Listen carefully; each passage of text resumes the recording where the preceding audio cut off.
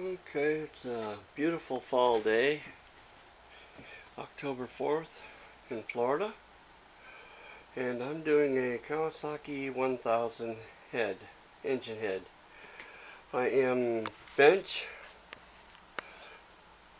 I'm doing the bench margin for the valve clearance gap. Okay, doing this little shortcut. This is for all you guys that do your own heads. Remove the valves and springs.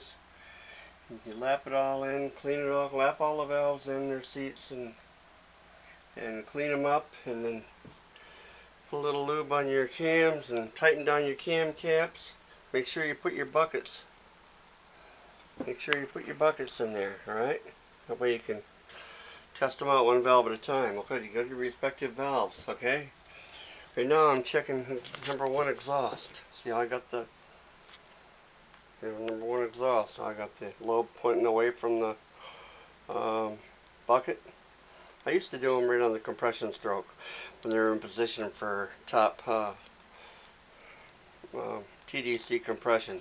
But I don't do it like that anymore. I do it like this. This is what I've read so many times in the blogs and the books.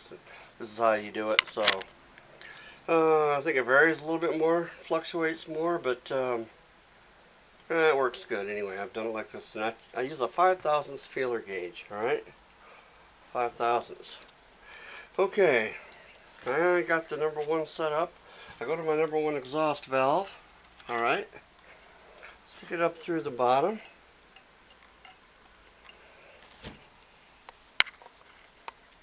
See if I can find it. Okay, and then I'll push that bucket up against. Okay, see that? See that come up? We'll push that up against there. You hold it up real firm. All right. Then you take. This is going to be tricky because I don't know how I'm going to hold this. All right, let me switch hands for a minute. Okay. Then you put your feeler gauge right in here between your camshaft and your bucket. Well, this one here is tight. When I'm holding up on it, okay. Let's see if I can't hold this somehow between my arm and my body here. That is tight. See? I don't know if you can see it or not, but it's tight. So now I know I've got to go with a little thinner shim. So what I'll do is I'll do all of these like that, get them all adjusted on the bench.